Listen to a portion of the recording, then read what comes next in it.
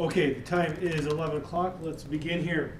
So assignment number 1 is due on February 4th at noon, unless you hear from me otherwise. We will continue with the, excuse me, we will continue with the Monte Carlo simulation section today. Next time we will start the bootstrap section. The bootstrap notes are not out there yet. They will be out there at least by Monday morning. I'm working on them right now. I have about 75 pages of lecture notes prepared. I would like to get the entire set of bootstrap notes all in one file. And so that's why I'm waiting till Monday to post them. If I'm unable to make it by Monday morning, what I will do is just, let's say, post part 1 of my notes and then follow it up eventually with a part 2. So in terms of, let's say, on Tuesday's class, please check the course website. Let's say Monday morning or afternoon, and there should be something there, so you can bring some notes to class. Are there any questions before we get started here? Okay, we left off last time on page 29 of the notes.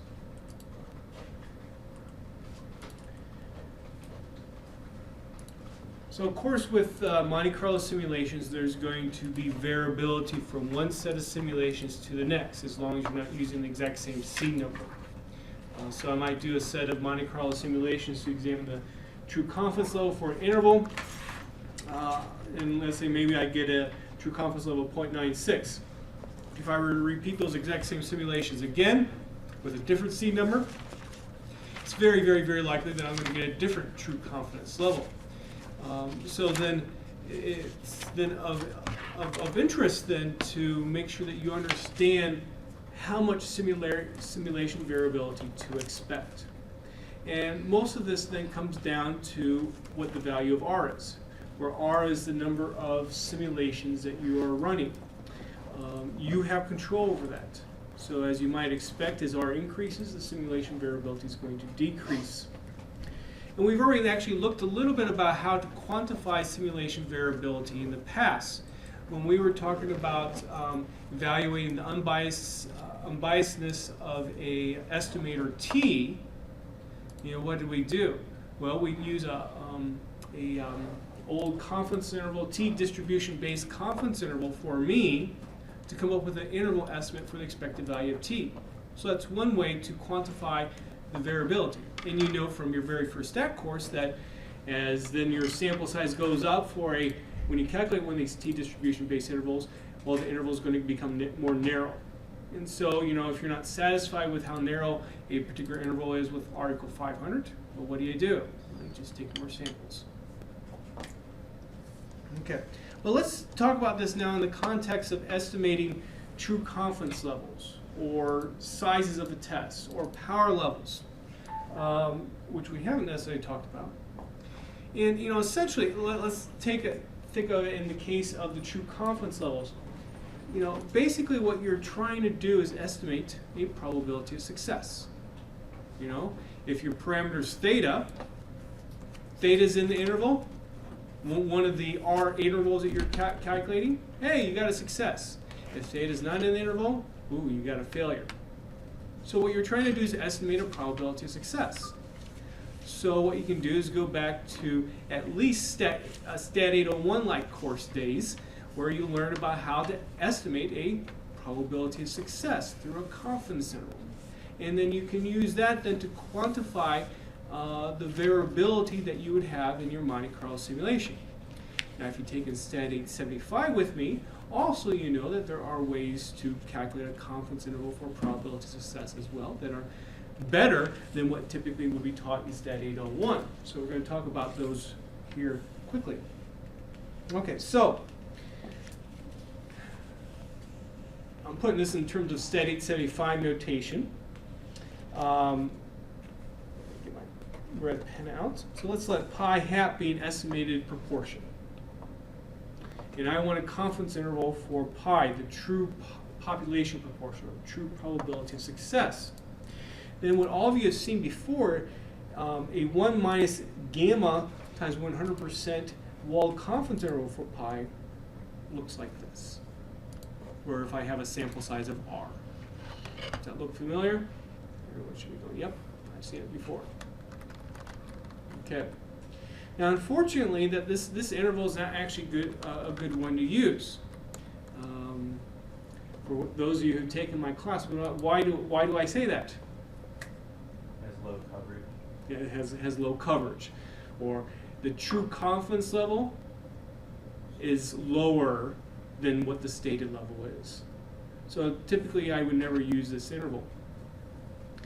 So instead of one of the better intervals out there, something called a Wilson interval, sometimes also referred to as a score interval, and this is what the interval looks like.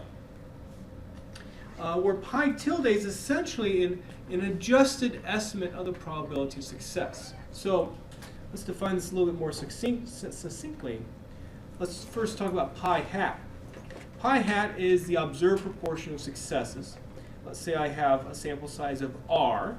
So I'm not necessarily talking about in terms of a true confidence level. And suppose I have the sum in the numerator of little r equal 1 to capital R of x of r, where, and I guess actually I did define x of r right down here, where x of r is simply an indicator variable. It's equal to a 1 if theta is inside your confidence interval for the RF simulated data set. It's equal to 0 otherwise. So, simple proportion of successes. And so what the Wilson interval does, tries to take into account some of the problems of the walled interval, and basically adjusts the estimated probability of success, or estimated proportion, adjusts the pi hat to be something called pi tilde, where in the numerator here you have a little bit of adjustment factor. Essentially, you're adding some successes, and in the denominator you have a little adjustment factor. Essentially, you're adding some successes and failures to your data. If you think of it just in terms of a regular confidence interval for a proportion. And so this is what the interval looks like. It basically comes about through inverting a scored test, if you've ever heard of those. If you want to have more details, take a look at my book. We'll just simply apply the interval. Okay. So what we get then with the interval is, in terms of running Monte Carlo simulations, what we're going to get is essentially a lower bound and an upper bound for what we think the true confidence level will be. So let's say let's say my goal is to have a 95% interval. So alpha is 0.05. That's my goal. And I do a set of Monte Carlo simulations. And let's say my interval is somewhere 0.93 to 0.94. Okay? Did let's say my confidence interval that I'm evaluating, did it work?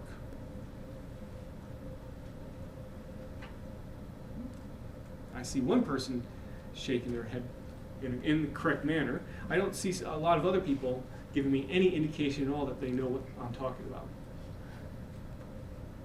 So if you got a confidence interval that was 0.93 to 0.94, that help you understand what the true confidence level is. That says the true confidence level should be between somewhere between there, with 1 minus gamma times 100% confidence, right? But let's say this interval that you are evaluating, maybe it's a confidence interval for sigma squared like we've been looking at. Let's say that you were actually calculating 95% intervals for all capital R data sets. Is this interval working as advertised? Yes or no? The answer is no, because you don't see 95% in the interval. It's almost like you're doing a hypothesis test. So is this interval conservative or liberal? Mm-hmm. Liberal, because it's below 0.95. So let's say instead that you, based upon your Monte Carlo simulations, lost my place here. Based upon your Monte Carlo simulations, let's say instead you got interval 0.93 to 0.97. The goal was for a 95% interval. Did the interval work? Well, maybe. basically, what you would say, similar to like a hypothesis test, is that that you don't have reason to doubt that the interval is working correctly. Okay, so that's what you're looking for. And again, this is how you can take into account simulation variability. Otherwise, if you weren't doing this at all, let's say you got an estimated true confidence level of 0.935, when the goal was a stated level of 0.95. Would you say your interval is liberal? Well, depends upon what R is. Because again, as I told you, from one set of simulations to another, this estimated true confidence level is going to change. And so that's why you need to take into account simulation variability before you make that judgment. Yes? Can I ask a question? So how do you interpret that confidence interval? Like when you... Well, I'm 95% confident, let's say, if I was doing gamma 0.05. You just we'd still say we are 95% confident. I mean, at least in terms of a paper, in writing a statistical research paper, I wouldn't ever see someone actually say those words, because as statisticians, we know that. But that is, it's just your standard interpretation. Okay, so shortly you're going to see a dramatic example actually in the statistical literature where someone didn't actually understand simulation variability. Don't let that be you. Now, also typically in the statistical literature, while you could do this, what I just told you, actually what people usually do is something slightly different. They actually look at the problem in a different way. And this is how they do it. They use a normal approximation to a binomial to try to find an interval for which you would expect your estimated true confidence levels to fall within, if indeed the interval worked as advertised, meaning that indeed it did have the stated confidence level. So if I use a normal approximation to a binomial, I could do something like this. Oh, I guess I could do this. I think that would be fine. Hold on. I was going to add something to how I had presented in the notes, and I'm just debating if I want to do that or not. How about we first talk about in terms of the size? So while I was previously talking about true confidence levels for a confidence interval, you could also talk about size. So instead of worrying about 1 minus alpha, now we're going to worry about alpha. So the size of a test would be then the proportion of times that you reject HO incorrectly.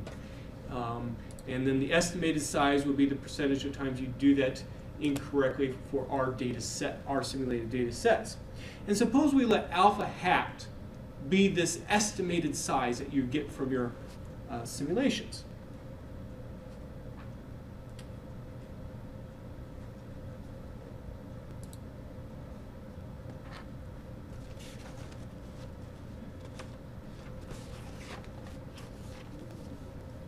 Okay. So if my hypothesis test is doing what it's supposed to be doing, having a size of exactly alpha, the stated type 1 error rate, then my estimated size alpha hat, take alpha hat minus alpha divided by the square root of alpha times 1 minus alpha divided by r, which of course is the square root of the estimated variance for alpha hat.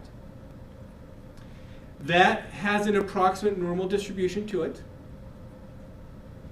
So that means then I have essentially a quantile from my standard normal, lower quantile from my standard normal that I could find. Remove that negative sign there, sorry. I have a lower quantile for my standard normal. I have an upper quantile for my standard normal. And if my normal approximation is good, it typically will be decent if R is large, which would always happen for us. That probability will be approximately 1 minus alpha. Is everyone comfortable with that? Okay. So what we could do is rewrite the expression inside that probability. You could rewrite it so that you have this.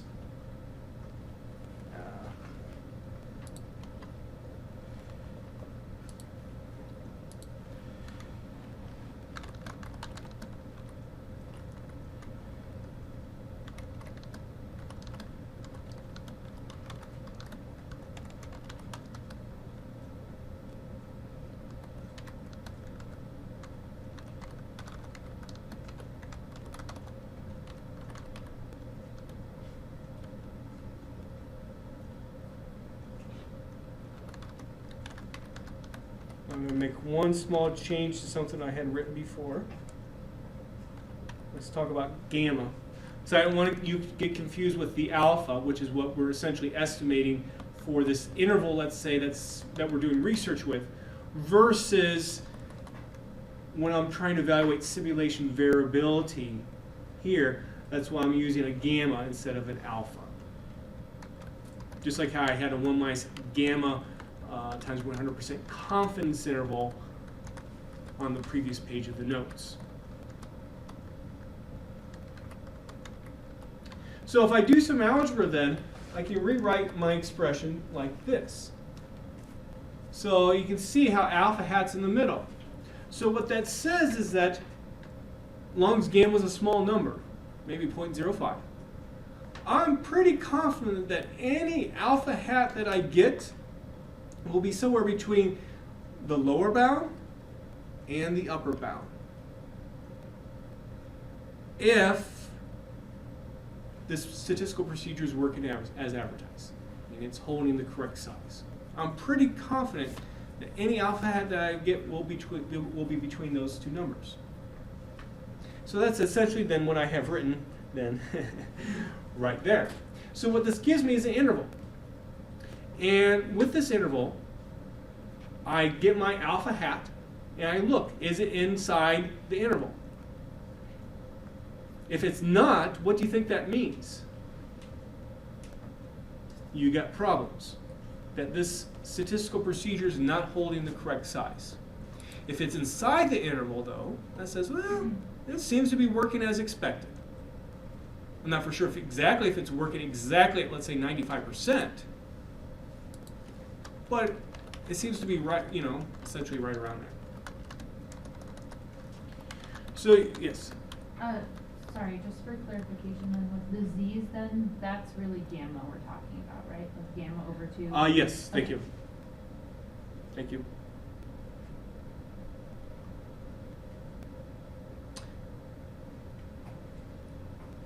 And at least when I was looking over my notes last night, I was thinking I needed a little bit more explanation, and so that's why I added this here. Hopefully that helps to see where this expression comes from. Just again, a normal approximation to a binomial. Now, in terms of true confidence levels as well, you can do a very similar thing, replace the alpha with 1 minus alpha. So you look.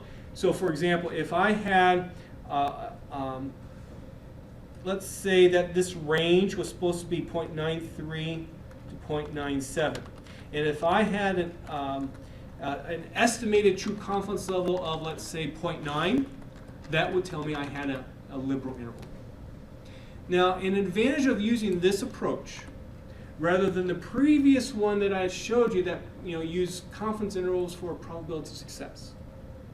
The advantage with this approach is that I always have the exact same, let's say, range that I'm looking for whatever Monte Carlo simulations I'm interested in, as long as I'm working with the same alpha.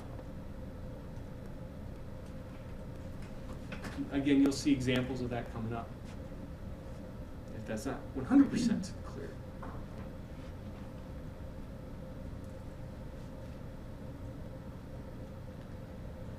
Now, some people will actually replace that quantile from the standard normal with simply 2 or 3. Think of it this way: if gamma was 0.05, of course, you would have 1.96 there. And this, if you really wanted a long explanation of it, you can think of it in terms of like Chebyshev's inequality. You could also think of it in terms of what I've done when I taught a Stat 218-like course in the past, and that is, you relate to your students that often one of the first few weeks of the class that all data lies within plus or minus 2 to 3 standard deviations from the mean. That's where the 2 or 3 comes from. Okay. So let's take a look at an example here.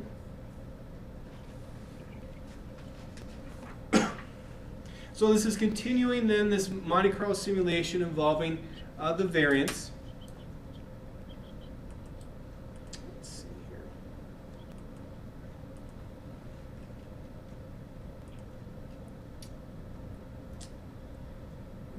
Sorry.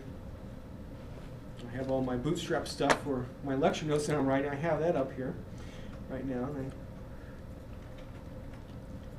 not set up for class, unfortunately. So let's say that gamma is 0.05. I have my estimated true confidence levels that I've calculated before in a particular component of my object. So for example, for the normal base interval was 0.96. For the asymptotic interval was 0.712. So what I can do also, it's something I should also do, while it's not necessarily important in this particular case, I want to make sure that I know how many actual data sets were used for the for calculating these estimated true confidence levels. In this case, for both confidence intervals, it was 500. But remember how I told you before how you can have cases where that variance for the asymptotic interval might be negative. Well, you can't calculate the interval then. That's why I had that little extra part in there for R dot used, because not all simulated data sets could maybe actually be used. And then I find my sum of my x's. Remember, x is that indicator variable. Is it in the interval or not? I simply take my R dot used times my pi hat, which is the proportion times data was in the interval. So then from that, then I can calculate my adjusted probability of success that I need for the Wilson interval, call it pi tilde. And then lastly, I just calculate the Wald interval, just simply programming in the formula that you saw in the notes. I also program in the Wilson interval, and this is what I get. At least to me today, it looks small. Is this large enough that you can see? Okay. So for the normal base interval, I'm 0.939 to 0.974. Remember, and this is with the Wilson. Remember that we observed 0.96. Okay, the goal is to get 0.95. So would you be happy with getting this? Yes. The asymptotic interval 0.671 to 0.750. The goal is 0.95. Would you be happy? No. Okay, so that's really a liberal interval. Note that the Wald interval that we would calculate gives us the same, or gives us similar upper and lower bounds, and the reason is because R is large. And so, why if you took my SET 875 class, I really preached to you about using the Wilson interval instead of the Wald. In a practical sense, since R is usually going to be very large, when you're doing these kinds of intervals, the Wald's going to be very similar to the Wilson. Well, what about then my expected range that I would expect all my, let's say, 1 minus alpha hats to fall within? In other words, my estimated true confidence levels. So what I would do is I take 1 minus alpha, which is 0.05. I'm going to find some extreme quantiles for my standard normal. Again, I could use maybe 2 or 3 if you wanted to. You'll see people do that. And then I take it times the square root of the estimated variance of a estimated proportion of successes. And this is what I get. So now, basically all I would need to do to evaluate my confidence intervals is to check, is any of my estimated true confidence levels between 0.925 and 0.975? If they are, it says then the interval seems to be okay. If they're not, you got problems. So again, in terms of this set of simulations, normal base interval is okay. The asymptotic interval is not.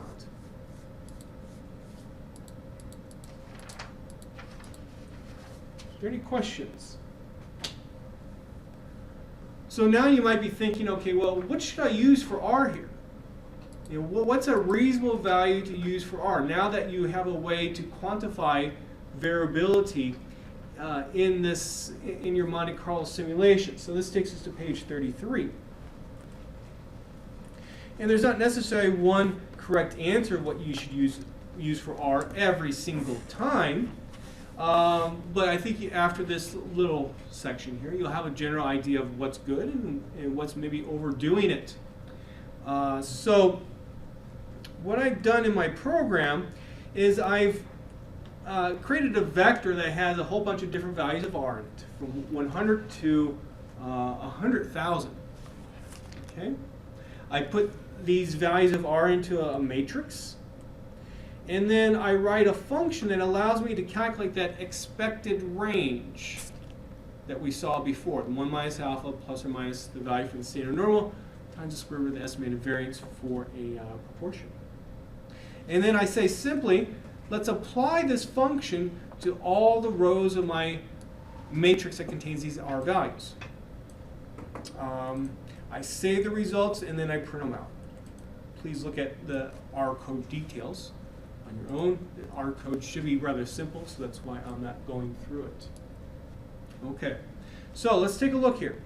So if I use R equal 100, my expected range, if my procedures are working as advertised, be 0.89 to 1. It's quite wide. So that means that, let's say you get an estimated true confidence level of 0.9. Well, that could be expected if the procedure is working as advertised. If I use 100,000, my range is 0.9482 to 0.9518. Wow. Quite a big difference. Somewhat expected. So that means that if you have an estimated true confidence level of 0.945, you could conclude that interval is not working as advertised. Okay. Now let's think about this in a practical context. Do you think someone will really care that if you state 95% for your confidence level, that in actuality it was 94.5%? Probably not. So using 100,000 is probably overdoing it. Also, let's think about the R equal 100 case. If the true confidence level was 0.9, do you think someone would that be of concern? Yeah. I have seen actually R equal 100 used once before. And that was because the calculations were just so time consuming. That's why they used 100. So there can be justification. But notice here, you could decide if the interval was liberal, right? Could you decide if the interval was conservative based upon using R equal 100?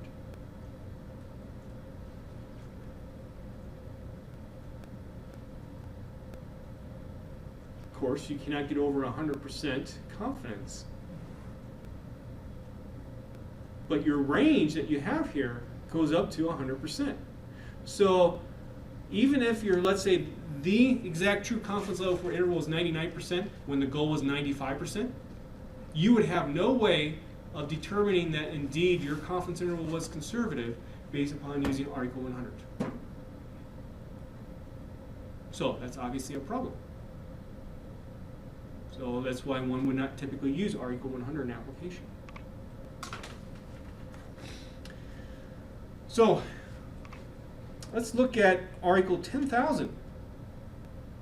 So you can see with R equal 10,000, you're not really far away from what you were doing with 100,000. But yet, generally speaking, it's going to take 10 times less amount of time to do these simulations. So if you had a choice between using R equal 10,000 or R equal 100,000, which do you think you would do? Probably the 10,000. So this is an example of, if you've heard of in other contexts, the law of diminishing returns. That, yeah, you can do R a million if you really wanted to, but is it really worthwhile? No. So I would never use R equal 100,000. Now, what do I typically use? For most of my simulations that I've done and published in statistical journals, I have usually done 500. Because this gives me a little bit of information about, well, is the interval conservative? It definitely gives me a lot of information about if it's liberal. 500 is going to take often a short amount of time, relatively speaking, than if I were to use, let's say, 10,000. You know, typically people, even with 10,000, people are not going to be really interested in, and maybe this is not a good use of the word, not going to be interested in that amount of precision. You know, who cares if it's a 94% true confidence level when the goal is 95%? Big deal. What you want is, you want to see more of the dramatic occurrences, such as 90%, such as 80%. Using R equal 500 is going to give you that. So I would say in the majority, if you had to pick one value of R for in statistical research papers, well, people often use 1,000. It's just such a nice number, I guess. But you know, obviously it gives you a little bit more precision, you could say, than R equal 500. And you know, to some respect, there's not necessarily one right value of R. You'll see 5,000 sometimes too. Every once in a while you'll see 10,000. But that, you know, between 500 and 5,000, where typically most are 1,000, I typically use a 500. 500 is usually enough. Only once in all the papers that I've written, only once have I ever had a referee complain that I use only 500. And so, well, what do you do in that situation? Well, you do exactly what the referee asks for. You don't ask questions and try to explain to that referee about simulation variability and that they might not really understand it completely. And you just do 1,000. Okay? Do whatever the referee asks, as long as it's not going to compromise, you know, let's say your proposals that you have for research. So, now this is for alpha 0.05. Or or a stated level of 95%. Do you think the same recommendations I just gave you will hold for, let's say, alpha 0.01 or alpha 0.1? No. Let's take a look at it. So here's alpha 0.01. So the goal is 99% confidence. Remember what we were talking about before with R equal 100, that you cannot actually conclude if the interval was conservative? Well, obviously, the same thing happens with R equal 100. Same thing happens with R equal 500. And in fact, you know, take a look at 1,000. It's going to be really tough to say that an interval is conservative. And so, well, why is this happening? Well, you know, now you're moving this goal to 99%. So of course, you know, you have less of an ability to get above 99%. You know, a smaller range, I should say. And so, because of that, then you would need to use a larger value of R. You know, I would say at least 5,000. But how often in statistical research papers do you actually see people use alpha 0.01? Not a whole lot. Usually it's, you know, that magical alpha 0.05. You do see 0.1 sometimes. Usually it's that magical 0.05. Let's look at alpha 0.1. Now you might be thinking, okay, if I had to use a larger value of R when I went from 0.05 to 0.01, I'm probably going to be able to get away with a lower value of R for 0.1. That's not necessarily the case. The reason is because that variance that's in our expression, alpha times 1 minus alpha divided by R. You know, what happens as alpha gets big with that variance? The variance goes up. So now you're having to deal with a larger variance. And because of that, you might have to use a larger value of R than even what you did with alpha 0.05. So for example, let's see here. So at 500, look at my range. It's actually 0.07. You're between the upper minus the lower.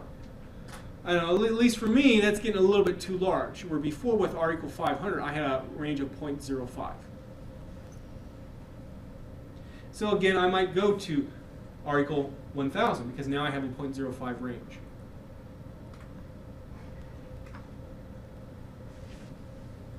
Okay. Are there any questions?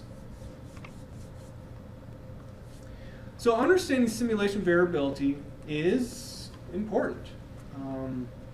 I would imagine for all of you for your research, you're going to have to do some kind of Monte Carlo simulation study. And because of that, you're going to have to, well, and with that, you're going to have to decide, well, how many samples should I choose? And so that's especially important. And let's see, yeah, I haven't talked about that yet, so I will talk about it now. You have to choose what R is. This is your choice. And especially if you've never done one of these before, it's like, what should I use? What should I use? And so that's why we talk about this. But we also need to think of it in another context too. Let's say with, let's see now, like, let's say that you have a sample size of 100 that you're using for all your simulations. And let's say with a sample size of 100, you're also going to use R equal 500. And let's say that it takes, let's say 4 hours to complete. In terms of maybe calculating estimated true confidence levels. So if I did instead, let's say you really wanted to impress your advisor with your precision. Let's say you decide to use R equal 5,000. So how long do you think that's going to take to complete with the same n? Well, about 40 hours probably, right? Wow, now you're talking about at least a day and a half. Is it really worth your time? Probably not.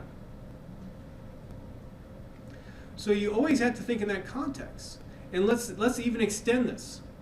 So this is like for one sample size. Often in a Monte Carlo simulation, you want to try other sample sizes. Maybe you want to try n equal 500. Maybe you also want to try n equal 1,000. Let's just say that for some reason, everything takes the same amount of time as what we had with n equal 100. That's probably not going to happen, but let's say it did. So now you have 3 sets of Monte Carlo simulations that you want to do. So your choice is to use R equal 500, which will take 12 hours, or R equal 5,000, which will take 120 hours. No, I'd probably take the 12 hours. Let's even put this in another context. Not only will you maybe do 3 sample sizes, maybe you might also do 3 distributions for your underlying distribution for your data. Well, now, if you do 3, it's like a factorial experiment. Now you have 9 different combinations of distributions and sample sizes. So take 9 times 4, you get 36 hours. Take 9 times 40, 360 hours. Are you ever going to graduate? Okay. Also, I'm even going to go one step further. Rarely, when you do a Monte Carlo simulation study, will you be able to get away with running all your simulations only once. Why? Well, you might make a programming error, for example. And guess what? You might have to do them all over again, or maybe some portion of them. Also, maybe when you go to your advisor and you show him or her the results, the advisor says, I'd like to also take a look at this other procedure too. Could you rerun your simulations for me? Well, great. Just think of that 360-hour case. That's why choosing R is such an important thing. And I see it too often where people choose an R like 10,000 without really thinking about the context of, do I really need that much, let's say, precision? Generally speaking, the answer will be no. Let's take a look at another example here that I think is kind of dramatic, that shows what can happen if you don't understand simulation variability. So there's a little bit of a story behind this. So I got my PhD in 2000, and when I was working on my PhD, I knew that there was another group of researchers at Carleton University that, up in Canada that were researching basically the same topic. So one of my big fears then when I was doing my dissertation is, what happens if they beat me to the publisher and they get their stuff published before I do? There goes my career. I mean, seriously, that's something that it can be a concern. And so in September 2000, I was just 1 month into my job at Oklahoma State University, assistant professor, first year, and the issue of biometrics comes out. And back then we had paper copies, so it was always cool. When it got in the mail, you look through the paper copy, see what people are researching. Now, obviously, you just look online. But then it was kind of cool to always have a paper copy, and I came across this paper by Decady and Thomas. These were my competitors, you could say, up at Carleton University, and they published some results. And they performed a new way to handle this data problem that I was looking at. And they said that their procedure was so much better than this other procedure proposed by Tom Logan and Pete Shear. Tom Logan was my advisor, and basically what I did with my dissertation was take that paper that he had in '98 and extend it, generalize it to other problems. And so just looking at the abstract there, that really got me worried. Like, oh no, I just lost some publications that I can do because they said that their procedure is better. Well, fortunately, journals such as Biometrics, they have a way to publish a paper called a reader reaction. So a reader can read a paper and think, wait a second, I don't think these people got it right. Or I think it can be done a different way. And you can then submit a paper to Biometrics that is a reaction to, and this is what I did, to the Decady and Thomas paper, because I found some flaws in it. In fact, this was the quickest paper I ever wrote in my whole life. It was short, it was only 3 pages, which is very short for a stat paper, but I won't get into all the problems that I found. We're going to talk about one, and that is I don't think the authors really fully understood simulation variability. So this is an excerpt from their paper, or from my paper, I should say. So Decady and Thomas, denoted by DT, they used 10,000 simulated data sets to evaluate their procedure. It was actually a hypothesis test procedure, and so they were examining the size of the test.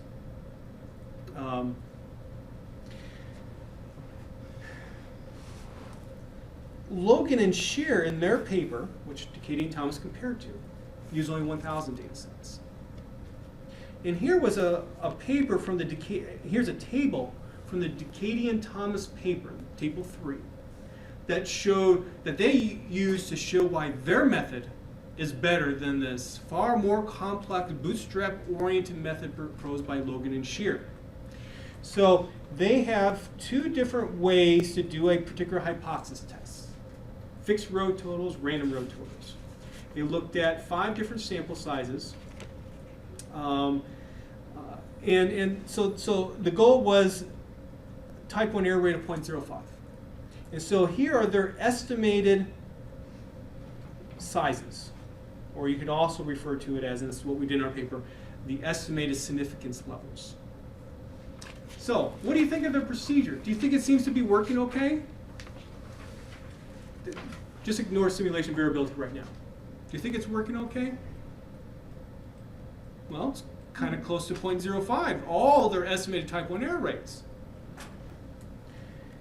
And then what they did was they took from Logan and Shear's paper, directly out of it, they put in the estimated sizes that Logan and Shear got. And if you just look at those numbers alone from Logan and Shear and compare them to what Decady and Thomas, what their method is, which method do you think is working better? Yeah, theirs. Okay. But still, because Logan and Shear's are a little bit farther away from 0.05. But still, you have to take this into context. The simulation variability, what they use for R. The values of R are different for Logan and Shear and Decady and Thomas. So in my paper then, I showed a calculation that we had kind of just saw. If I were to use 10,000 simulated data sets using a normal approximation to the binomial, if my procedures are working as advertised, I would expect my estimated sizes to fall between 0.044 and 0.055. If I were to use 1,000 simulated data sets, as Logan and Shear did, I would expect them all to fall within 0.032 and 0.067. Obviously, a larger range. So if we go back to table 3, now what do you think about Logan and Shear? Do you think their stuff still worse than Decady and Thomas? No. They're still within the expected range. The reason why you see more variability around that 0.05 is due to simulation variability. And so unfortunately, the authors did not take into account simulation variability when they made their judgment of their method was better. And so that was one of 3 errors that or problems, I should say, that I found with their paper. Not that there's anything wrong with their procedure. It doesn't work better. You cannot say that it works better than Logan and Shear. And then there's 2 other things that just kind of topped it off. See this 0.049 here? That 0.049 again was taken from Logan and Shear's paper. And here's the actual table that they looked at in Logan and Shear's paper. And the mod column is this what they compared to from Logan and Shear. And so, and I just highlighted it here in yellow, that 0.049, they actually copied it wrong. Should have been 0.059. Well, maybe they could have made their case even better then. But it's putting 0.059 there instead of 0.049. But also, so if you notice here, we have sample sizes on the far left. You have response density. That just basically talks about, I don't think it's necessarily too important, just how we simulated the data. Okay? So there's 4 different ways that data was simulated. You just think of it that way. Now look at, the stuff that's highlighted in yellow is what they put in their table. For that same mod column, look at all the other estimated sizes and compare it to the yellow. What do you see? They picked the worst case for Logan and Shear to make their comparison to. The worst case. I'll let you make this judgment on your own, but I think there are some ethical problems, perhaps, with what they did. You have to tell the whole story. You just don't pick something out that makes your method look the best without telling the whole story. If you tell the whole story, you can see, Logan and Shear's doing well. In the end, I'm glad that they wrote this paper, because then that means that I got another paper out of this I wasn't expecting. So it worked out. How come the referees wouldn't catch something like that? It's very surprising. Okay. Very surprising. Yeah. So we shouldn't necessarily look maybe bad on Decady and Thomas. There's at least 1 referee for every paper. Most often at this level of a journal, it would be 2 referees.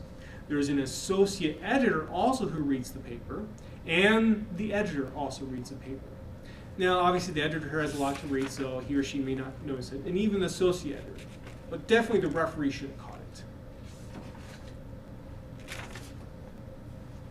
it. Okay, any questions? Have you ever talked to Decady and Thomas? Yeah, and in fact, I've communicated with Decady through email.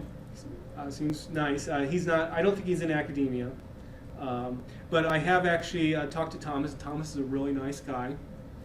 So don't be emailing Thomas the video recording of this here. I mean, we all make mistakes, okay? And I just think it's a dramatic example to show in this case. In fact, Thomas and we were actually part of an invited session at JSM one year. So that's how I got to actually meet him. I think he's actually now retired. Okay, so let's move on here.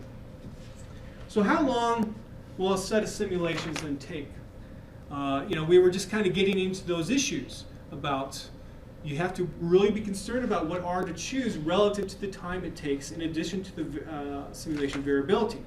And so this actually corresponds to the purpose of number 1, I think it's D, in the assignment. It's not too difficult to figure this out, but if you haven't done it before, maybe it's not wouldn't be 100% clear immediately. So typically what you can do is this. Try your simulations for, instead of let's say doing R equal 500, try them for maybe R equal 10. Time how long it takes. Then take that time, maybe it's a minute. Take that time times then 50 so that you know how long 500 would take. So 50 times 10 is 500. That's all you need to do. There's a variety of different ways then to time this initial set of simulations that you do. Obviously you could use your watch, you could use the clock that's on the computer. I think the most efficient way is what I'm going to show next. And that is to use a function R called proc.time. Okay. So before I do let's say my test simulations, I would create an object called start.time gets proc.time without any arguments into proc.time. What this basically is going to do is put the current time into start.time, essentially. There's actually a few different components that proc.time calculates. We're interested in the third component. You can look at it in the help for what the other ones are. What the third component basically means is how long has your R session been running. Okay? So we know essentially how long our R session has been running in terms of seconds. Then I try my simulations then for a test number. Now, for this example involving the variance, everything runs really, really quickly. So I wouldn't normally use 100 data sets for this test run. I usually just use 10. But since everything's just running so quickly, I wanted to get something other than 0 for my test time. So that's why I ran 100. So I go through my calculations, and then I say proc.time again, put the results into an object called end.time. So now I know, again, how long R has been running up to that point. Again, that's in the third component of what proc.time gives you. If I take end.time minus start.time, then I know how many seconds, essentially, this set of code has been running. I pull out the third component of what I call save.time, divided by 60, so I convert the seconds to minutes. And the number of minutes that this took was very short, 0.00016. Okay? Well, how many minutes then will everything then take to run? If I were to do all 500, well, then all you need to do is take that time that we just calculated up here, take it times R divided by 100. And so my estimated amount of time is 0.0008 minutes.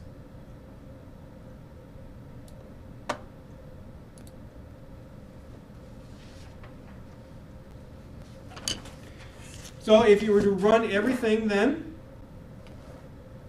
all 500, and this is what I often do too whenever I have a large number of Monte Carlo simulations, I often time for all 500 so that I can keep track of how things are running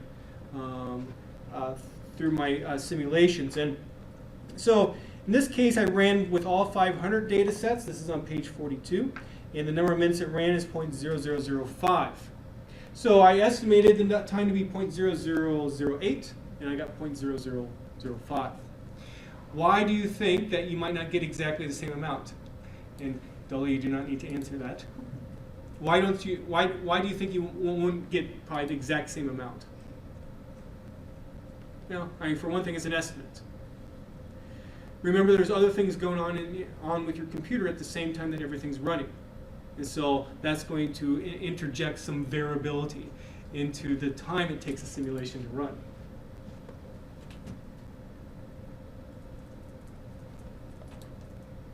Now, there's alternative ways to track time as well.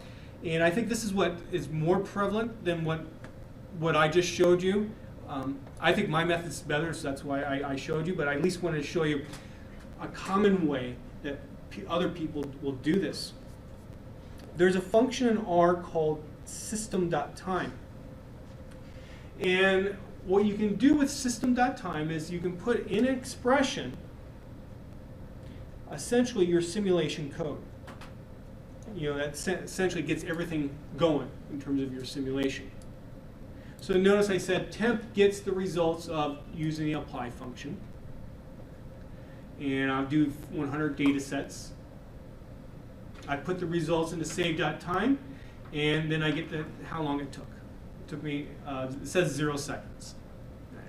Obviously, it's something a little bit more than 0 seconds, but that's what it gave me back. Now, with doing this, you still get the simulation results back to you. So notice that this is kind of maybe a different syntax than maybe what you've ever seen before, because I'm actually making, erase this because it's getting messy. I'm actually making an assignment here inside an argument of a function. You can do that.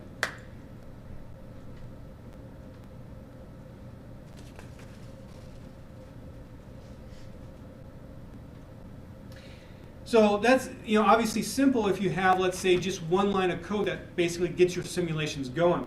Let's say that you had more than one line of code. Well, what you can do then, this is on page 43, enclose everything in curly brackets.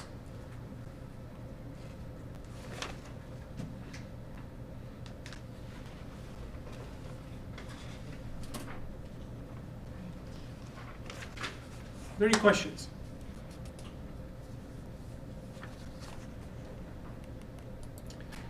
So you might, be running a set of simulations, and it's going to take a while. Maybe it's taking 10 hours to do a set of simulations. You have a lot more sets of simulations to run. You might be wondering, well, what's causing the slowdown? Why is my code running so slow? What you can do is what's called profiling your code. There are ways in R that you can look into how long every component of your code is taking.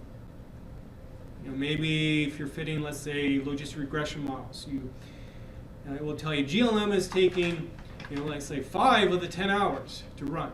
Okay, now you know what could be causing it. Maybe you can find better ways to code that part of your simulation so that it will take less time.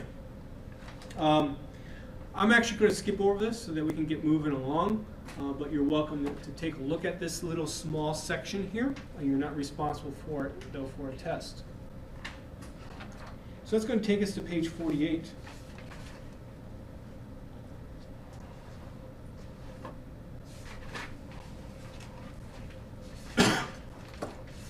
So now you've run your Monte Carlo simulations, you've done many sets, and now you need some way to summarize it in a manner that people can easily get the main understanding of what's going on. That this interval is conservative, this interval is liberal, or maybe you're seeing trends across sample sizes. How can you present the results in a way so that people can make sense of them and make sense of them quickly and easily? And so let's talk about summarizing results from a simulation study. Now, what most often you will see done in a statistical research paper is that they will use a table.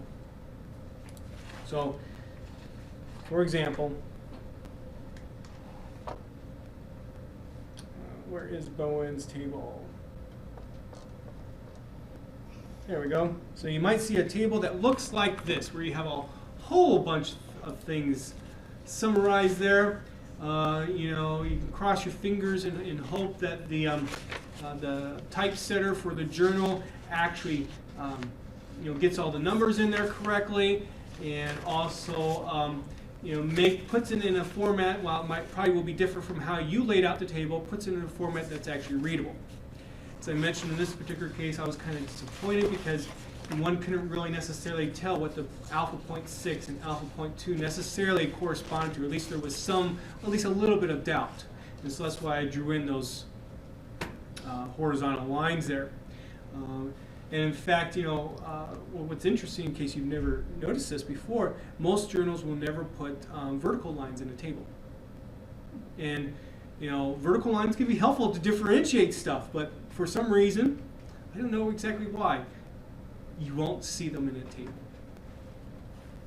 And that can make the table maybe a little bit hard to read. But also, here, I have lots and lots of numbers that I'm summarizing here. Isn't there a better way to do this than using a table? After all, we're statisticians. We specialize on summarizing data. So what could you do? Do a plot. Do a plot to summarize your simulation results. I've done that a number of times. A few, maybe at least once, maybe twice, I've had an editor tell me, take out the plot, put it in a table. I mean, I think a graph, like a picture is, that's saying a picture is 1,000 words. I think a graph can be a lot better way to summarize simulation results than a table can, especially if you have a lot. The question is, well, is that graph going to take up more space than a table?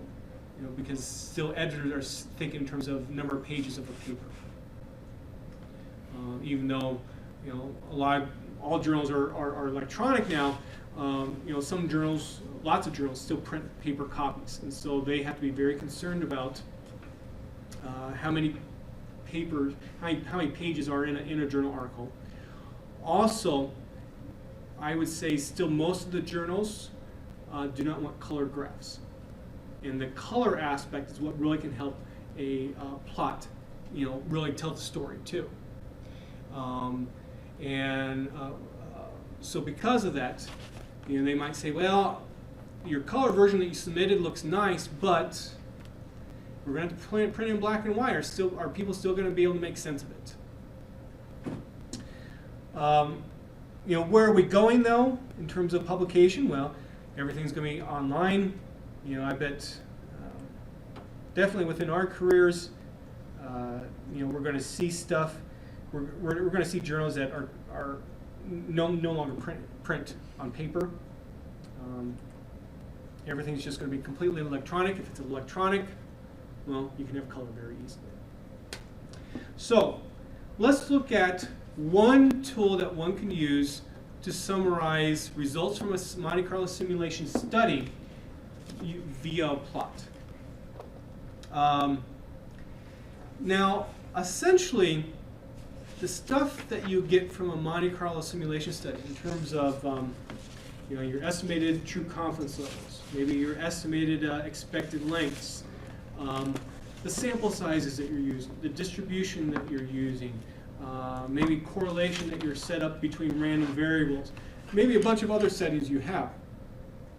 You have that information essentially for every single set of Monte Carlo simulations that you run. So what you have there is multivariate data. All of you have taken Stat 873 or the equivalent. So you should know that if you have multivariate data, you can graph it. At least when I teach Stat 873, I spend a lot of time talking about graphing multivariate data. I don't think Kent does as much as me when he has taught in the past. But I spend a lot of time on graphics. So for those of you who've had me for 873, the next part here will be a little bit of review, but not everyone has taken it from me. There's a nice little paper that kind of talks about this issue that I've been referring to about, why are we using tables to summarize this when a graph can probably tell you a lot more information? And Andrew Gilman, which is probably one of the more famous statisticians out there, he has a nice blog too. He wrote a paper about 10 years ago on a bigger subject, but this includes the Monte Carlo simulations. So again, this is what we would have after we've run a Monte Carlo simulation. I know it's small, but you should be able to at least see it in the notes on page 49. What we have here is essentially, we have 6 columns of data, you could say. We have multivariate data. So if we have multivariate data, let's summarize it in a way that makes sense. And that is through using a plot. And so what what's actually shown in here is actually a screen capture from an Excel file that corresponds to the Monte Carlo simulations that we ran for the variance. So for example, the first 2 rows here, normal base asymptotic, 2 confidence intervals. Here are the estimated true confidence levels that we found, the estimated expected lengths, the distribution we use, and the sample size. And you can see that I actually use, let me draw a line across here. I actually am looking at 4 other intervals too. These are 4 bootstrap intervals that we will be talking about in the next section. Okay.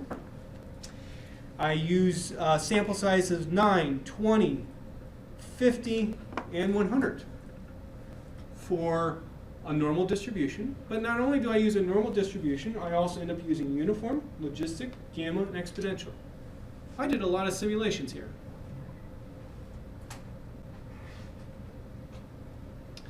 Now, another way that you often will see that you can organize your data from a Monte Carlo simulation study, and sometimes you'll see people organize it like this, is in this format here.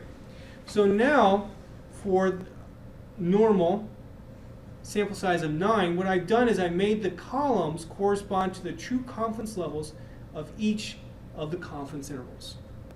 So again, here's my 0.96, here's my 0.712. That's another way to organize it. The reason why I bring that up is that some functions in R will like the data organized in this format. Some will like it organized in the previous format. Previous formats oftentimes are more useful, at least for the plots that we're going to be using. Okay. So I don't have time to get into all the different kinds of ways that you can use multivariate data graphical methods to summarize it. I'm going to focus on one way. They're called trellis plots. I've used these a lot. I've included them in papers, but even if I include a table in a paper, I often will just do a trellis plot just for my own purpose so I can see trends that are going on. Another common way to summarize this kind of data is through what's called a parallel coordinates plot. If you want to see examples of that, take a look at my Static 73 notes. I have a good example from a paper that I wrote. So let's talk about trellis plots. Because someone will tell me what a trellis plot is. Well, let me ask you this. I'm just curious. Who has not seen a trellis plot before? So only one. Okay. 2. Who has seen a trellis plot before? I don't think I'm covering the whole sample here. I have some people who don't want to raise their hand at all. That's why you always word those questions, and whenever you do a teaching in a class, you word it with who has not seen it. Because usually there's only going to be like one person who's brave enough to raise their hand, and then you say, okay, well, pretty much all of you have seen it, so let's move on. Anyway, just a helpful teaching tip. So what we're going to do is that I have this Excel file that basically I've kind of shown you here. We're going to work with this format here. I have an Excel file that has all these simulation results in it. You can download it from my website. My MC underscore, what's the name of the program again? MC underscore sim underscore var. The R contains my R code that's going to do the plot that we're going to look at here. Okay. Let's first take a look at the plot so we can understand what's going on, and then probably next time we'll have to look at the actual code, and then that will just be about it for this Monte Carlo simulation section. Let me make this a little bit, maybe I can make it a little bit bigger.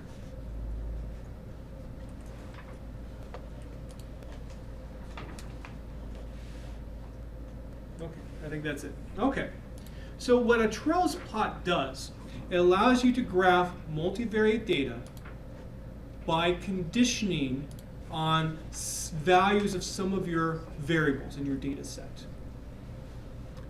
What I'm doing is I'm going to condition on the distribution type. Uniform, normal, down to exponential. And so what you see for each of these values I'm conditioning on, essentially I have a separate plot. And in trellis terms, this is called a panel.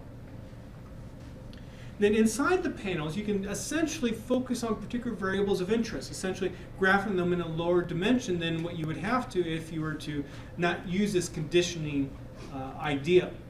And so what I have done here is I've drawn what are called dot plots. On the y-axis, I have the name of the interval. On the x-axis, I have the estimated true confidence level. And also what I've plotted here is 4 plotting points essentially per interval that correspond to sample size to allow you to see trend. So let's take a look at the normal based interval that we've looked at in class. And let's take a look at the normal, we're looking at my data's distributed normal. I'm going to look at the normal based interval that we looked at in class. And so if you remember, we had an estimated true confidence level of 0.96. That's what that little black dot, or black open circle, represents right there. Now remember, my goal is 0.95. So what I did here, I put a vertical line at 0.95. What do you think the vertical dotted lines represent? The expected range that that these estimated true confidence levels should fall within if they are working correctly. So in other words, I did the alpha plus or minus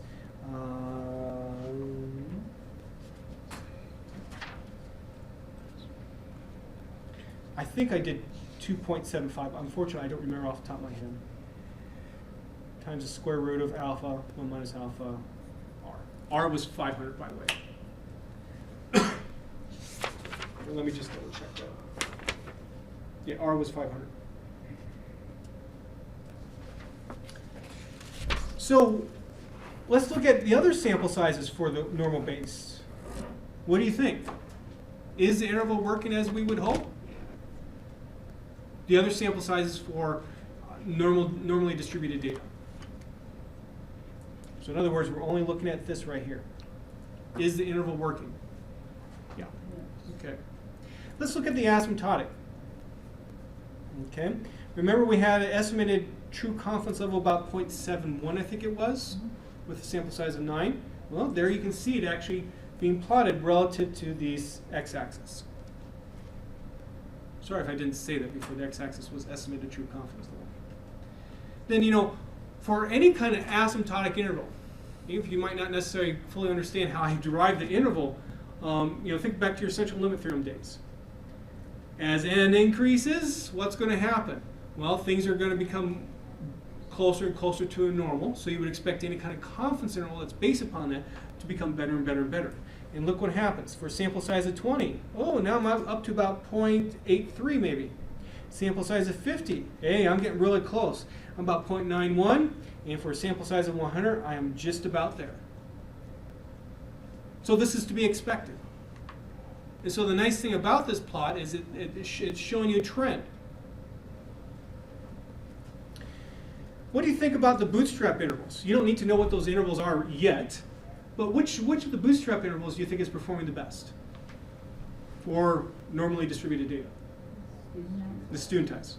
Yeah, it's always getting it. Always within that range. Some of them, aren't really too much better than the asymptotic interval. Okay. So that's normally distributed data. And we are just about out of time. I'll sum this up real quick. We'll continue looking at this plot short. But take a look at the logistic case. Now, logistic data, a logistic distribution is symmetric, right? Just like a normal distribution. And if you were to generate some data, get a histogram, how would you decide if it was normal or logistic? What would you do?